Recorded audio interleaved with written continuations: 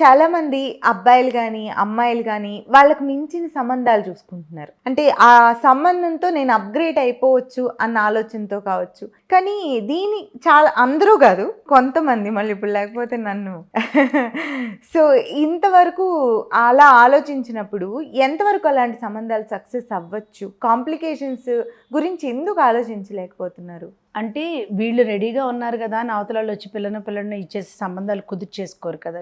ఇది ఎక్కడో ఒక చోట ఇది మనకు సూట్ అవుతుంది అనుకుంటేనే అవతల సంబంధం చేసుకుంటారు. బట్ ఇలాంటి మిస్ మ్యాచ్ అనే మిక్స్ ఆఫ్ మ్యాచెస్ ఎందుకు అవుతున్నాయి అంటే, ఏ టౌన్లో ఉన్న కిడ్స్, అమ్మాయిలు కానీ అబ్బాయిలు కానీ ఉన్న ఊరు వదిలి వేరే ఊరు వెళ్ళటానికి they are not ready. Especially ఆడపిల్లలు మేబీ వాళ్ళు ఇక్కడ ఉన్న లైఫ్ స్టైల్కి అడ్జస్ట్ అయిపోవటం, వేరే ఊరికి వెళ్ళటానికి రెడీగా లేకపోవటం, లేదా బిజినెస్లు కానీ వర్క్ వైజ్గా కానీ ఇక్కడ పేరెంట్స్ బిజినెస్ చూసుకుంటా కానీ they must have made up their life. వాళ్ళు ఇక్కడ ఏదైనా బిజినెస్ స్టార్ట్ చేసేసి ఉండొచ్చు ఆల్రెడీ.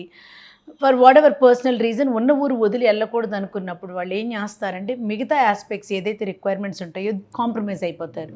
మనంత వెల్ టు డూ లేకపోయినా పర్వాలేదు, why not we go for little lower match if is highly educated, లేదా పిల్లాడు కుటుంబం మంచిది, లేదా పిల్లాడు అందంగా ఉన్నాడు, లేదా క్యాలిబర్ ఉన్న పిల్లాడు పైకి వస్తాడు, ఏదో ఒకటి కాంప్రమైజ్ చేసేసుకుంటున్నారు. కాంప్రమైజ్ అయిపోయి ఇది కాంప్రమైజ్ అవ్వలేరు కాబట్టి ఈక్వల్గా సమానంగా మ్యాచెస్ ముందు ఎతికినా ఒక పాయింట్ తర్వాత సంబంధాలు అనుకూలంగా దొరకకపోతే అదర్ బెటర్ పాయింట్స్ ఏదైతే ఉన్నాయో దాన్ని ఒక్కొక్కరు ఒక్కొక్క రకం కదా. కొందరికి అందం కావాలి, కొందరు డబ్బు కావాలి, కొందరు చదువు కావాలి.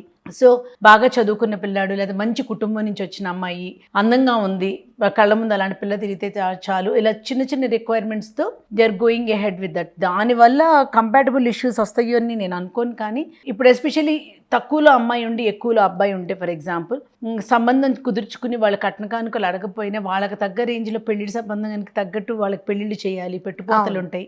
అవి వాళ్ళు అడగకపోయినా మనం బేసిక్స్ చేయాల్సిన ధర్మం ఉంటుంది. రేపు ఫర్దర్గా కూడా కమిట్మెంట్స్ ఎక్కువ ఉంటాయి. ఆస్తుల రూపంగా మనం నంబర్ చూపించకపోయినా ఇక్కడ డబ్బు ఖర్చు పెట్టాల్సిందే కదా. అప్పుడు పేరెంట్స్ మీద ఒత్తిడి పడుతుంది, ఇట్లాంటివి జరుగుతూ ఉంటాయి. అండ్ రెండోది అదర్వైజ్ అనుకుందాం, అమ్మాయి వాళ్ళు అప్పర్ హ్యాండ్లో ఉండి అబ్బాయి వాళ్ళు రేపొద్దున్నే అబ్బాయి అక్కడికి వెళ్ళిన తర్వాత అబ్బాయి ఒక్కడే కాదు కదా, అతని పేరెంట్స్ని కానీ అతని ఫ్యామిలీస్ని కానీ అదే రెస్పెక్ట్తో వాళ్ళు ఎంతవరకు యాక్సెప్ట్ చేయగలరు, మేము అబ్బాయిని తెచ్చేసుకున్నాము అన్నట్టు ఉండకూడదు.